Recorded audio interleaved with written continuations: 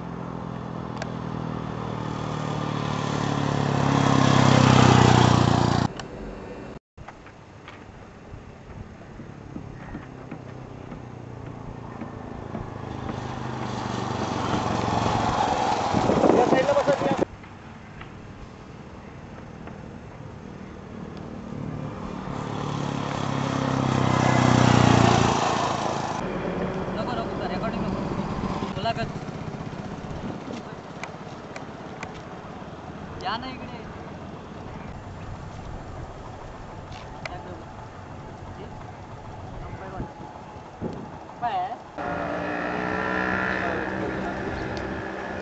नमस्कार प्रेक्षक, आता जे आपण स्टंट पाहिले सुनील जगदाळे त्यांच्याबद्दल आपण जरा जाणून घेऊया की त्यांनी हे स्टंट कसे केले आणि त्याच्या मागचं रहस्य काय आहे नक्कीच, आणि त्यांचं पुढं भविष्यामध्ये त्यांचा प्रयत्न काय असणार आहे याच्याबद्दल आपण थोडं जाणून घेणार आहोत. तर आपण भेटूया सुनील जगदाळे यांना. तर मी तुम्हाला सुनील बोललं तर चालेल? सुनील साहेब, या तुमच्या स्टंटच्या मागचं थोडंसं रहस्य आम्हाला थोडं तुमच्या भाषेमध्ये सांगितलं तर प्रेक्षकांना बरं होतं. रहस्य म्हणजे तसं वेगळं काय नाही. तुम्हाला पहिल्यापासून जर आपण पिक्चरमध्ये बोलतो तर ते जे कॅप्चर करण्याची एक कुवत आहे ती माझ्याकडे कदाचित जास्त असते. म्हणून मी जे लोक गाडी वगैरे चालवतात, स्टंट करतात, बाईकवरती रायडिंग करतात, ते बघता बघता मला असं वाटलं की यार आपल्याला का नाही जमू येईल. त्यासाठी स्पेशली मी मग कुठे गेलो नाही किंवा काय नाही, पण मी ट्राय केला. एक माझी व्हेकल होती त्यामुळे मी ट्राय केलं, त्या पद्धतीने होत गेलो. म्हणजे तुम्हाला म्हणायचं की तुम्ही स्वतः शिकला, याच्यामागे कोणी तुमचा गुरु किंवा आपण जे म्हणतो याच्यामागे सपोर्टिंग होतं किंवा तुम्ही त्यांचं बघून केलं किंवा याच्यामागं कोणीतरी तुम्हाला शिकवलं? नाही, असं कोणी नाही. तसा गुरु वगैरे या गाडीच्या बाबतीत माझा नाही आहे, कारण मी तो आदर्श फक्त बघून मी जे डोळ्याला दिसलं त्या पद्धतीने मी आकर्षित करत गेलो आणि मग त्या दृष्टीनं मग आकलन करत करत करत मी आजपर्यंत त्या म्हणजे मला या स्टंटच्या बाबतीत कुठला गुरु नाही.